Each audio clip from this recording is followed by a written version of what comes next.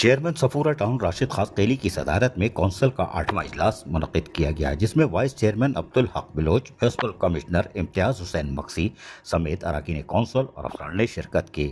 اجلاس میں متفقہ طور پر مختلف لوکل ٹیکسز کے ریٹس کو ریوائز کرنے کی قرارداد اراکین کونسل کی رائے اور ترمیمات کے بعد متفقہ طور پر منظور کر لی گئی۔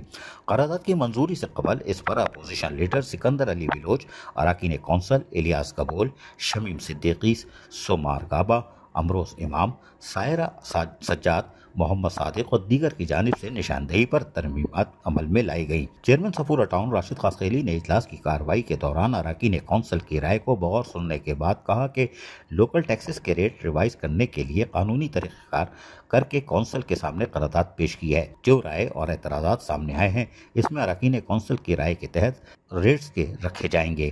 ریٹس میں کم آمدنی والے کاروبار کرنے والوں کو ریلیف دیا گیا ہے۔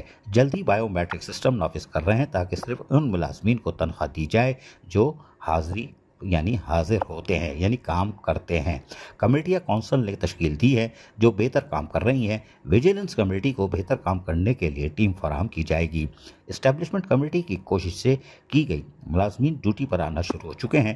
اس سے قبل دیگر امور میں اراکین کونسل الیاس قبول، سائرہ سجاد، ثاقب راجپوت، سکندر بلوچ، محمد صادق، شمیم صدیقی، کرامت ٹنڈوڑا، زہرش خان زادی نے غیر حاضر ملازمین کے لیے بائیو میٹرک مشین نصب کرنے، ٹاؤن کی ریکوری کو اس حد تک بہتر کرنے کے ٹاؤن کسی بھی ڈیزاسٹر سے نمٹ سکے، کمیٹی کی کارکردگی بہتر بنانے کے حوالے سے بھی تفصیلی طور پر کونسل میں تبادلہ خیال کیا گیا۔ عزیز عارف، KBS بلدیاتی نیوز کراچی۔ ایسی ہی خوبصورت ویڈیوز فیوچر میں حاصل کرنے کے لیے ریڈ بٹن پر کلک کر کے اور بیل آئیکن کو پریس کر کے ہم سب کے سبسکرائبر بننا مت بھولیے۔